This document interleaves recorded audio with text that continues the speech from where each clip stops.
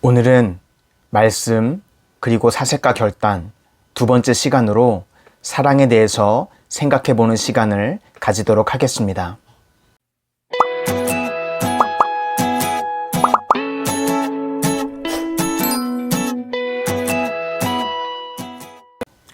이 세상에서 아무리 출세한 사람이라고 할지라도 그 사람의 인생이 사랑의 이야기로 엮어지지 않는다면 그 사람은 하나님 보시기에는 실패한 인생입니다. 거꾸로 세상에서 보기에는 초라해 보일지라도 그 사람의 인생이 사랑의 이야기로 엮어지고 있다면 그는 하나님 보시기에 성공한 인생입니다. 이렇게 단정할 수 있는 이유는 하나님께서 사랑이시기 때문입니다. 요한일서 4장 7절에서 8절입니다. 사랑하는 자들아, 우리가 서로 사랑하자. 사랑은 하나님께 속한 것이니 사랑하는 자마다 하나님으로부터 나서 하나님을 알고 사랑하지 아니하는 자는 하나님을 알지 못하나니 이는 하나님은 사랑이심이라. 하나님께서 우리를 얼마나 사랑하셨습니까? 독생자 예수님까지 십자가에 내어주실 만큼 우리를 사랑하셨습니다. 그러면 우리 인생 이야기는 사랑으로 엮어지고 있습니까? 실예를 하나 들어보도록 하겠습니다. 직장 생활을 하는 젊은이가 젊은 나이에 아내를 잃었습니다. 어린아이를 남겨두고 아내가 세상을 떠난 것입니다. 여러분, 젊은 남자가 직장 생활을 하면서 아이를 혼자 키워야 한다고 하면 얼마나 힘겹겠습니까? 혼자서 아이를 키우면서 아내 없이 살아가는 애환을 담은 내용을 책으로 펴냈습니다. 아내의 빈자리라는 책입니다. 그 책의 일부를 제가 읽어드리도록 하겠습니다. 아내가 어이없는 사고로 내 곁을 떠난 지 4년, 밥도 할 줄 모르는 남편과 아이를 두고 떠난 아내의 심정이 오죽했을까마는 나는 나대로 아이에게 엄마 목까지 해주지 못하는 것이 늘 가슴이 아팠다. 언젠가 출장을 떠나기 위해 이른 새벽 아이에게 아침밥도 챙겨주지 못한 채 서둘러 집을 나선 적이 있었다. 전날 먹다 남은 밥이 조금은 남아 있었기에 계란찜만 얼른 데워놓고 잠이 덜 깬 아이에게 대충 설명을 한 뒤에 출장지로 내려갔다. 전화로 아이의 아침을 챙기느라 제대로 일도 못했다.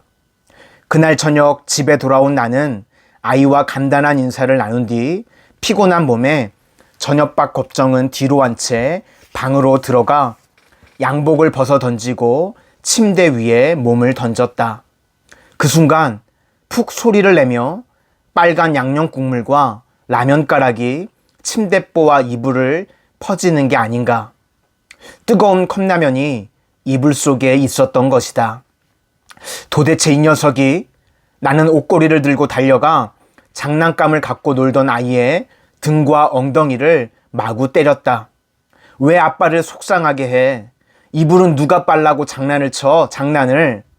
화가 난 나는 때리는 것을 멈추지 않았다. 그때 아들의 울음 섞인 몇 마디가 나의 매든 손을 멈추게 했다. 아들의 얘기로는 밥솥에 있던 밥은 아침에 먹었고 점심은 유치원에서 먹었는데 저녁 때가 되어도 아빠가 오시질 않아 싱크대 서랍에 있던 컵라면을 찾아 끓여 먹었다는 것이다. 가스레인지를 만지면 안 된다는 아빠의 말이 생각나서 보일러 온도를 목욕으로 누른 후 데워진 물로 라면을 끓여서 하나는 자기가 먹고 하나는 이불 속에 넣어 두었다는 것이다. 아빠인 내가 먹을 라면이 식지 않게 하려고. 아들은 친구에게 빌린 장난감 때문에 내게 얘기하는 걸 깜빡 잊었다며 잘못했다고 용서를 빌었다. 아들 앞에서 눈물을 보이는 것이 싫어 화장실로 뛰어들어간 나는 수돗물을 크게 틀어놓고 펑펑 울었다. 한참 그러다가 정신을 차리고 나와 우는 아이를 달래 약을 발라주고 잠을 재웠다. 라면 국물에 더러워진 침대보와 이불을 치우고 아이 방을 열어보니 얼마나 아팠던지 자면서도 흐느끼고 있지 않는가. 녀석의 손에는 엄마의 사진이 있었다. 나는 그저 오랫동안 문에 머리를 박고서 있었다. 1년 전 아이와 그 일을 당한 후 아이에게 엄마 목까지 하느라고 나는 나대로 신경을 많이 썼다. 아이는 이제 7살, 얼마 후면 유치원을 졸업하고 학교에 간다. 다행히 아이는 티 없이 맑게 커가는 것 같았다. 그런데 얼마 전 아이에게 또 한 차례 매를 들고 말았다. 유치원에서 전화가 왔는데 아이가 유치원에 오지 않았다는 것이다.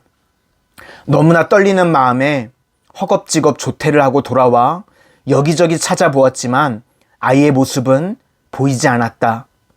온 동네가 떠나갈 정도로 이름을 부르며 애타게 찾다가 동네 문방구 오락기 앞에서 아이를 만났다. 너무나 화가 나서 나는 아이를 때렸다. 그런데 아이는 한마디의 변명도 하지 않고서 잘못했다고만 했다. 나중에 한 사실이지만 그날은 유치원에서 엄마들을 모시고 재롱잔치를 한 날이었다고 한다. 그 일이 있고 며칠 후 아이는 유치원에서 글을 배웠다며 자기 방에서 꼼짝 않고 글 쓰는 일에 열심이었다. 그 모습을 내려다보며 하늘에서 아내가 미소 짓고 있을 생각을 하니 나는 또 눈물을 참을 수가 없었다. 그렇게 1년 정도의 시간이 흘러 겨울이 되었다. 거리에 크리스마스 캐럴이 흘러나올 때쯤 아이가 또 일을 저질렀다. 회사에서 퇴근하려고 하는데 전화가 왔다. 동네 우체국 직원이었는데 아이가 우체통에 주소도 안 쓴 장난 편지를 100통이나 넣는 바람에 바쁜 연말 업무에 지장이 많다는 것이다. 서둘러 집으로 간 나는 아이를 불러놓고 다시 들지 않으려던 매를 또 들었다. 아이는 이번에도 잘못했다는 소리만 했다. 난 아이를 한쪽 구석에 밀쳐놓고 우체국에 가서 편지 뭉치를 받아왔다. 그 뭉치를 아이 앞에 던지며 도대체 왜 이러는 장난을 쳤느냐고 다그쳤다. 그러자 아이는 울면서 소리로 대답했다. 엄마에게 편지를 보낸 거라고. 그 말을 듣는 순간 가슴을 저미는 듯한 슬픔이 내 눈시울을 적시었다. 하지만 아이가 바로 앞에 있는 터라 나는 아이에게 애써 눈물을 감추며 다시 물었다. 그럼 왜 이렇게 많은 편지를 한꺼번에 보냈느냐고. 그러자 아이는 우체통에 구멍이 높아서 키가 닿지 않았는데 요즘 다시 서보니 우체통 입구에 손이 닿기에 여태까지 써왔던 편지를 한꺼번에 넣은 것이라고 했다. 난 아이에게 무슨 말을 해야 할지 막막했다. 잠시 후에 나는 이렇게 말할 수밖에 없었다. 엄마는 하늘에 계시니까 다음부터는 편지를 태워서 하늘로 올려보내. 아이가 잠든 후 나는 밖으로 나와 그 편지들을 태우기 시작했다. 아이가 엄마한테 무슨 얘기를 하고 싶었을까 궁금한 마음에 편지 몇 통을 읽었다. 그 중에 하나가 나의 마음을 또 흔든다. 보고 싶은 엄마에게 엄마 오늘 유치원에서 재롱잔치를 했어. 근데 난 엄마가 없어서 가지 않았어. 아빠가 엄마 생각날까봐 아빠한테는 얘기 안 했어. 아빠가 날 찾으려고 막 돌아다녔는데 난 일부러 아빠 보는 앞에서 재미있게 놀았어. 아빠가 야단쳤는데 나는 끝까지 얘기 안 했어. 엄마, 나는 매일 아빠가 엄마 생각나서 우는 거 본다? 아빠도 나만큼 엄마가 보고 싶은가 봐. 근데 나 엄마 얼굴이 생각이 잘 안 나. 내 꿈에 한 번만 엄마 얼굴 보여줘. 응? 보고 싶은 사람에게 사진을 가슴에 품고 자면 그 사람이 꿈에 나타난대. 그래서 나 매일 엄마 사진 안고 자. 근데 엄마 왜 안 나타나? 응? 그 편지를 읽고 나는 또 엉엉 울었다. 도대체 아내의 빈자리는 언제쯤 채워질까? 아내를 잃고 혼자서 아이를 키우는 아빠의 애환이 잘 나타나 있습니다. 그런데 이 아빠가 쓴 3가지 에피소드에 한 가지 공통점이 있습니다. 일이 터질 때마다 아이에게 손찌검을 했다는 것입니다. 아빠는 아이를 사랑합니다. 그런데 이것이 사랑입니까? 아이가 몇 년이 지나면 이제 10대를 맞이하게 됩니다. 그때도 여전히 아빠한테 맞으며 가만히 있을까요? 웅크러든 용수철이 튀어나가듯 아이는 뛰쳐나갈 것입니다.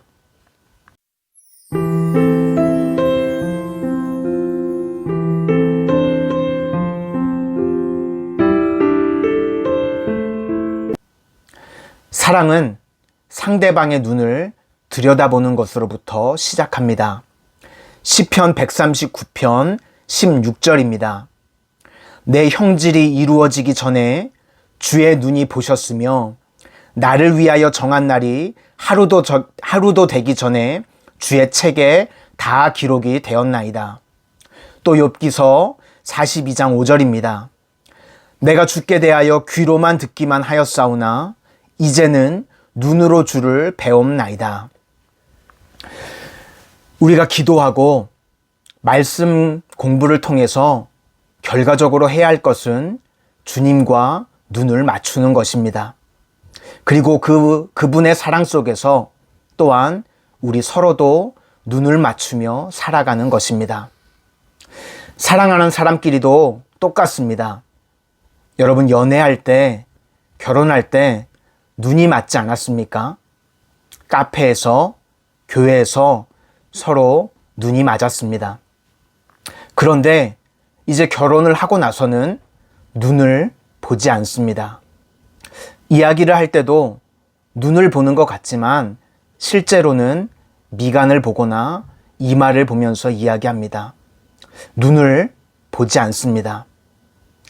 눈을 들여다보면 눈이 말을 합니다.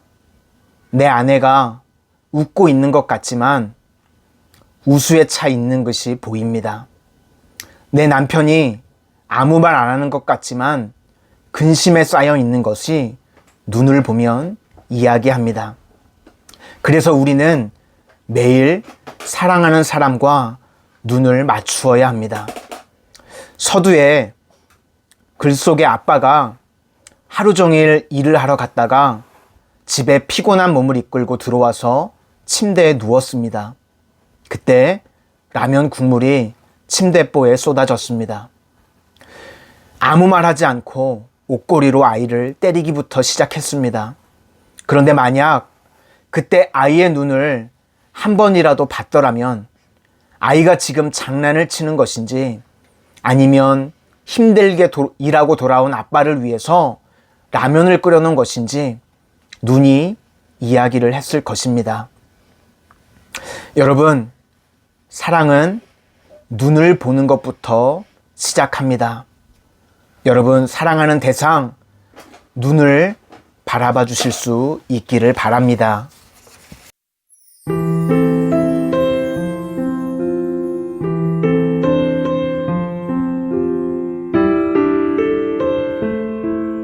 하나님께서 이렇게 말씀하셨습니다. 이사야서 49장 15절입니다.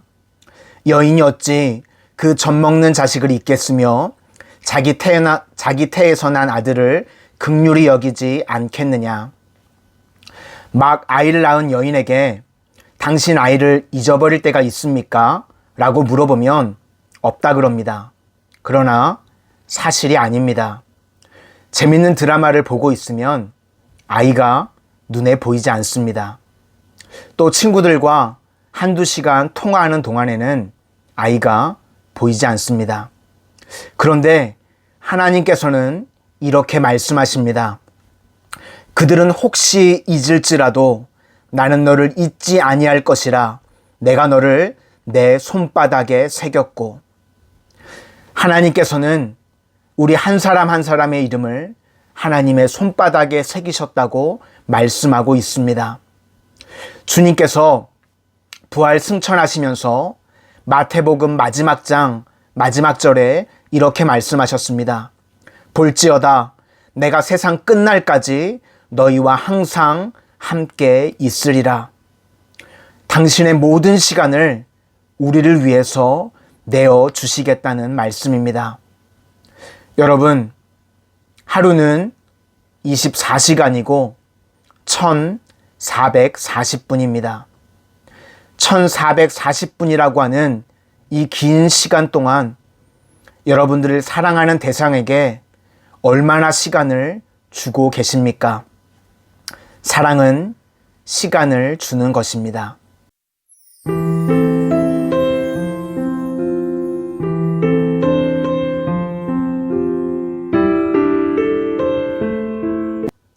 누가복음에 탕자의 비유가 나오지 않습니까? 그 탕자의 아버지가 돌아온 탕자를 받아줬습니다. 그러면 이 아버지의 위대함은 무엇일까요? 어느 것이 위대하다고 말할 수 있을까요? 탕자가 아버지의 재산을 절반을 가지고 나가서 허황되게 생활을 하고 돌아왔습니다. 그것을 아버지가 받아줬는데 그것을 위대하다고 할 수 있을까요?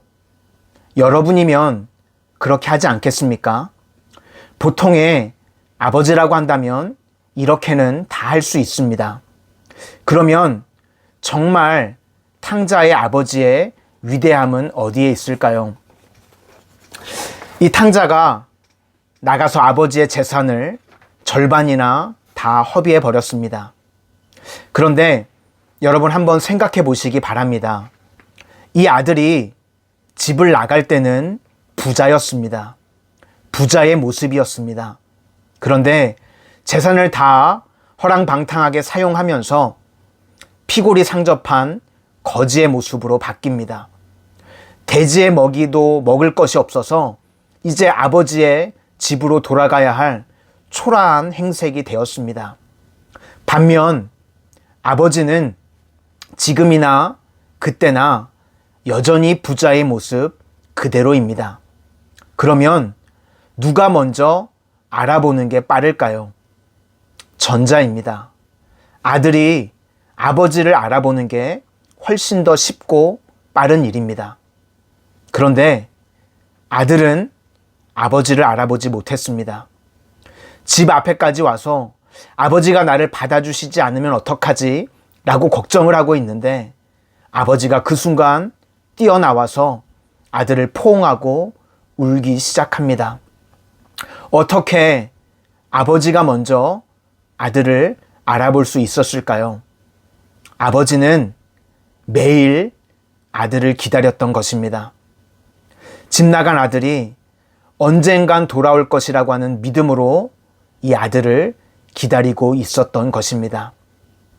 이 아버지의 사랑으로 인해서 그 둘째 아들이 변화될 수 있었습니다.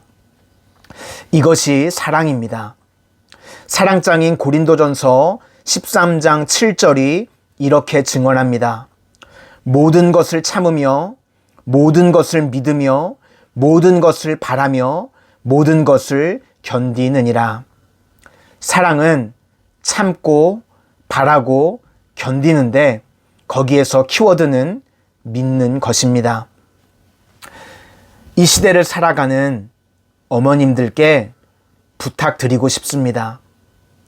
성적으로 자식들을 잡지 마시기 바랍니다.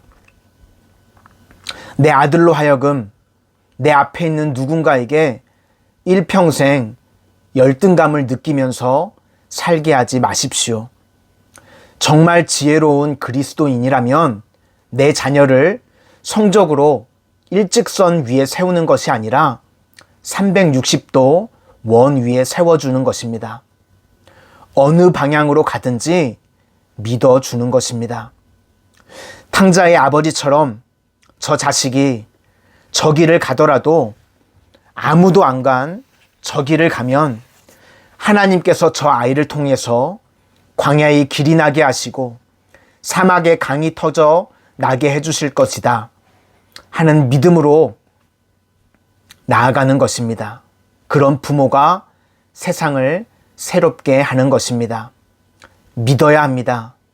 무한 신뢰가 사랑입니다.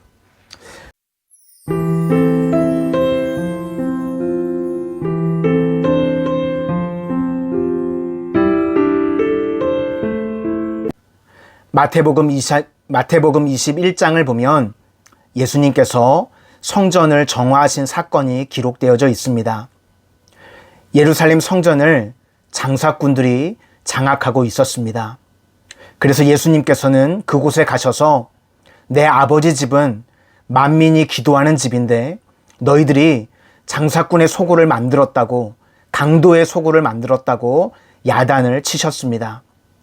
이 사건을 성전 정화 사건이라고 하는데 예수님의 공생애에 가장 마지막에 있었던 사건이었습니다.